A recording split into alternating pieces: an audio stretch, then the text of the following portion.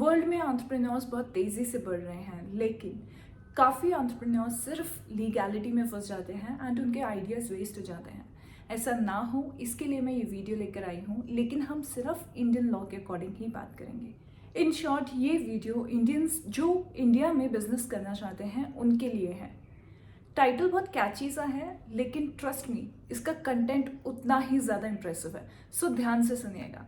आप लोगों को बिजनेस स्टार्ट करना है, लेकिन ये नहीं पता कि रजिस्टर कैसे करवाएं, या जीएसटी ले या नहीं, या फिर ऐसा कौन सा तरीका है जिससे कि रजिस्ट्रेशन कॉस्ट आपकी कम से कम हो जाए और बाद में तो जब आपका बिजनेस बढ़ेगा तब आप उसको चेंज करवा सकते हो। तो ये सब क्वेश्चंस के आंसर्स आपको इस वीडियो में मिलेंगे, लेकिन ये वीडियो सिर्फ सजेस्टिव है। अगर आप बहुत सारी चीज़ें आपके फ्यूचर प्लान्स पर, आपके बिजनेस आइडियाज़ पर डिपेंड करती हैं, तो in case you are confused, do take professional help. So let's start with the video. पहली चीज़ तो आप सोल प्रोप्राइटर की तरह बिजनेस स्टार्ट कर सकते हैं एंड उसमें आपको कोई रजिस्ट्रेशन की ज़रूरत नहीं है, लेकिन अगर आपका टर्नओवर 20 लाख को क्रॉस करता है तो आपको जीएसटी रजिस्टर करना पड़ेगा। एंड ऑल्सो इसके अलावा भी बाकी कुछ केसेस हैं जिनमें आपको जीएसटी रजिस्टर करना पड़ सकता है। उसके लिए आप एक वीडियो है मेरी, मैंने डाली हुई थी जीएसटी की, आप ये चेक कर सकते हैं। इसका लिंक मैं डिस्क्रिप्शन बॉक्स में डाल रही हूँ। और इस वीडियो के बाद आपको जीएसटी रजिस्टर करवाना है या नहीं, इसके बारे में आपको बहुत क्लैरिटी मिल जाएगी।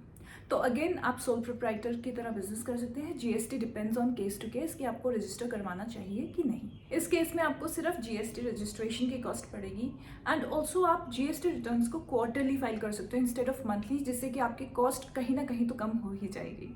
तो ये चीज़ आप कर सकते हैं। एंड आपकी जो पर्सनल इनकम टैक्स रिटर्न है वो आपकी बिजनेस के साथ जाएगी। दैट इज़ आपकी 31 जुलाई से पहले जो रिटर्न जाती है उसी में आपका सोल प्रोप्राइटर बिजनेस वाली रिटर्न भी जाती है। तो आपको अलग अलग रिटर्न्स भी नहीं फाइल करनी है एंड ऑल्सो एक बार में आपकी रिटर्न फाइल हो जाएगी। आपको कुछ एक्स्ट्रा करने की ज़रूरत नहीं है। नाउ अगेन, आप इसमें एमएसएमई में भी रजिस्टर करवा सकते हो। एमएसएमई के बेनिफिट्स बहुत ज़्यादा हैं एंड ऑल्सो गवर्नमेंट इस पर बहुत फोकस कर रही है, तो इसके चक्कर में आपके बेनिफिट्स और ज़्यादा बढ़ते जा रहे हैं। तो आप इस चीज़ को आप कंसिडर कर लेना, एमएसएमई आपको करवाना है कि नहीं करवाना। दो मैं इसके रिलेटेड वीडियो लाने का सोच रही हूँ कि मैं थोड़ा जल्दी से एक वीडियो बना दूँ अबाउट एमएसएमई, तो आपको थोड़ी और क्लैरिटी मिल जाएगी इसके बारे में। और अगर आप एमएसएमई रजिस्टर करवाते हो तो उसमें भी आपके ज़्यादा चार्जेस नहीं लगेंगे। अंडर 5 के आपका ये वाला काम भी पूरा हो जाएगा। One thing that is important here is, जब आप करंट अकाउंट खुलवाने जाओगे बैंक्स के पास, तो बैंक्स बोलेंगे कि आपका कोई लीगल स्ट्रक्चर नहीं है, तो इसीलिए आपका बैंक अकाउंट, करंट अकाउंट नहीं खुल सकता।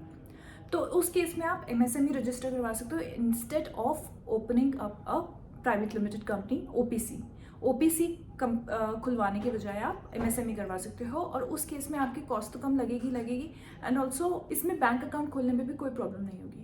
एंड इन केस आप प्रोफेशनल हो, जैसे डॉक्टर, लॉयर, सीए वगैरह वगैरह, तो उस केस में आप अपने इंस्टीट्यूट से आपको एक सर्टिफिकेट मिलता है, तो उसके बेसिस पे आप अपने पर्सनल नाम पे करंट अकाउंट खुलवा सकते हो। कोरोना से पहले तो सोल प्रोप्राइटर के करंट अकाउंट्स ईजिली खुल जाते थे, लेकिन कोरोना के बाद से आरबीआई की गाइडलाइंस के अकॉर्डिंग बैंक्स को कुछ एक्स्ट्रा डॉक्यूमेंट्स लेने पड़ते हैं, लीगल स्ट्रक्चर पता करना पड़ता है before opening the current account. तो आपको बैंक्स टू बैंक्स भी ये डिफर करता है, क्योंकि कुछ बैंक्स पे ज़्यादा रिस्ट्रिक्शंस लगी हैं, कुछ बैंक्स पे कम रिस्ट्रिक्शंस लगी हैं। तो वो आपको चेक करना पड़ेगा अपने बैंक्स के साथ कि आपको किस चीज़ के डॉक्यूमेंट के साथ आपका करंट अकाउंट खुल सकता है। नाउ सेकेंड थिंग, अगर आप एक से ज़्यादा लोग हो तो आप पार्टनरशिप कर सकते हो। आप इस केस में अनरजिस्टर्ड पार्टनरशिप कर सकते हो या फिर रजिस्टर्ड पार्टनरशिप भी कर सकते हो।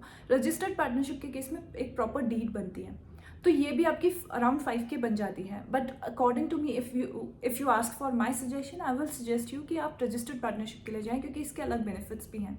नाउ इसमें भी आप जीएसटी रजिस्ट्रेशन तभी करवाइए जब आपको ज़रूरी है। आप अपनी लिमिट्स चेक कर सकते हैं एंड आप ये चेक कर सकते हैं कि आप पर एप्लीकेबल है कि नहीं। अगर आप पर एप्लीकेबल नहीं है तो आप उसको अवॉइड कर सकते हैं। तो आप ये वीडियो आप चेक कर लीजिएगा, इसमें आपको मेरी वीडियो में क्लैरिटी मिल जाएगी। डिस्क्रिप्शन बॉक्स में आप चेक कर लेना, उसमें आपको क्लैरिटी मिल जाएगी।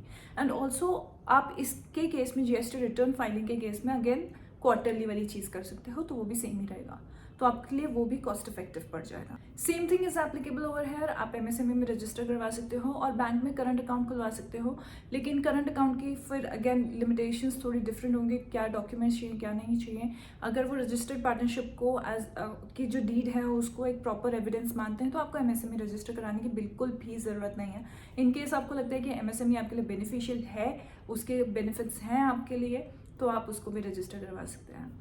कंपनी या एलएलपी आपके लिए ज़रूरी नहीं है, लेकिन अगेन अगर आप फंडिंग लेना चाहते हैं या फिर स्टार्टअप इंडिया में रजिस्टर करवाना चाहते हैं तो उसकी सबसे पहले रिक्वायरमेंट ही ये होती है कि आपकी प्राइवेट लिमिटेड कंपनी हो या फिर एक एलएलपी हो, तो आपको वो चीज़ करवानी पड़ेगी। और भी बहुत सारे केसेस हैं जिसमें कि आपको जो मैंने स्ट्रक्चर्स बताए वो सूटेबल ना हो, इसके लिए आपको एक प्रोफेशनल को कंसल्ट करना चाहिए। एंड इन केस आप मुझसे कनेक्ट करना चाहते हैं तो आप मुझे लिंक्डइन पर रीच आउट कर सकते हैं या फिर आप मेरे को मेल ड्रॉप कर सकते हैं। मेल आईडी आपको अबाउट सेक्शन में मिल जाएगी। So that's it for today guys, see you soon in the next video. Till then have fun, take care, bye bye.